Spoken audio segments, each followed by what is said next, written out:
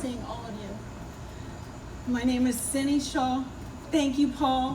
Where are you, Paul? Right here. Yeah. Thank you, Paul, and the New Canaan Parents Support Group for creating this wonderful, beautiful venue for us and inviting us here to honor and pay tribute to those who've lost their lives and been touched by this opiate crisis. I stand here before you representing two roles. First and foremost, I am a mom. I have 5 beautiful children.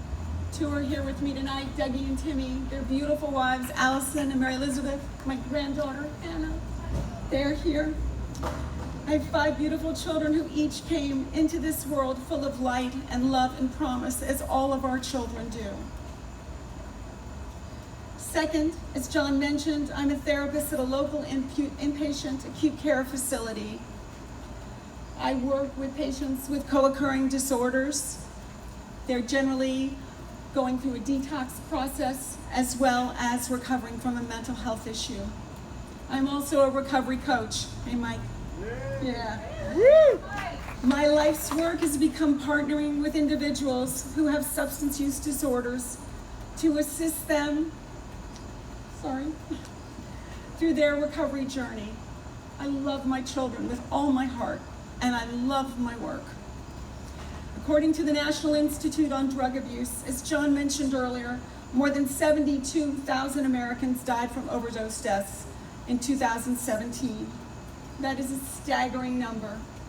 It is greater than the number of Americans killed in the Vietnam War over a 20-year period. It is greater than the number of Americans killed in car accidents in 2017. That is a death every 7.3 minutes. In the time it takes for me to speak to you tonight, 2 people will overdose and die. That is unacceptable. This number continues to rise. Like cancer, I imagine there is not a person here who has not been touched by this disease in some way, shape, or form. Tonight you will hear many uplifting personal stories of recovery. I hope you find my story as uplifting as well. I work as a professional in the recovery field. I witness miracles every day, as people find their pathway to recovery, embrace community supports, reconnect with self and others, and put their lives back together. However, on August 5th, 2015, this disease became excruciatingly personal to me and my family. I found my 25-year-old son, Gregory, dead of an opiate overdose. Gregory was perhaps the sweetest of all my children. He was caring, kind, and funny. He was friends with everyone, a stranger to no one. We used to call him the mayor because wherever he went, he was the first to make a friend and always remembered their name. He loved his family. He loved music.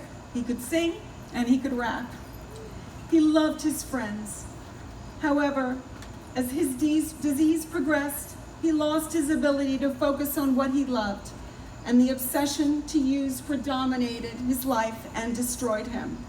Substance use disorders are an equal opportunity disorder.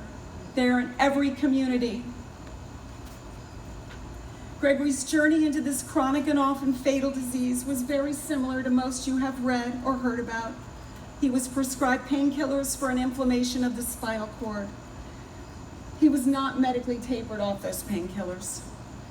In fact, he was overprescribed painkillers long after his physical pain had stopped. Doctors between here and the state of Virginia, where he was in college, were more than willing to prescribe him oxys. When he could no longer get prescriptions filled, he went to the street for them. But oxys were very expensive. Gregory's tolerance to them was growing, and he required higher doses more frequently. So he transitioned to heroin because it was cheaper and easier to get. Gregory completed detoxes and rehab stays at some of the finest acute care facilities on the East Coast. He completed intensive outpatient programs. He attended AA and NA. Medicated assisted treatment was never presented to us as an option. That, in my opinion, is a crime. As parents, we tried enabling love, lots of it, I'm sure, and we tried tough love. Gregory and our family tried it all. However, Gregory's life ended tragically too soon before he could find his pathway to a sustainable recovery. As a mother and a counselor, I would like to share with you the two things that I have learned from this journey. First, opiate use disorders are a chronic disease of the brain. The structure and neural pathways of a healthy brain are changed by opiate use over time, changed by most substance use over time. As a chronic disease, like other chronic diseases, relapses may occur. We cannot treat a chronic disease of the brain simply with acute care hospitalizations and rehab stays. The treatment of this disease requires a comprehensive approach over a long period of time. There is no cookie-cutter treatment. Treatment must be individualized, and there are multiple pathways to recovery, which can and should include medicated assisted treatment. Where's my liberation family? Yes, yes. Harm reduction methods, AANA, smart recovery, life ring, recovery coaching, yes, refuge recovery, and individual and group counseling, to name a few. I encourage you all to learn as much about the many pathways to healing in your community. How many people here work in the recovery community? Raise your hands. You are rock stars. Rock stars.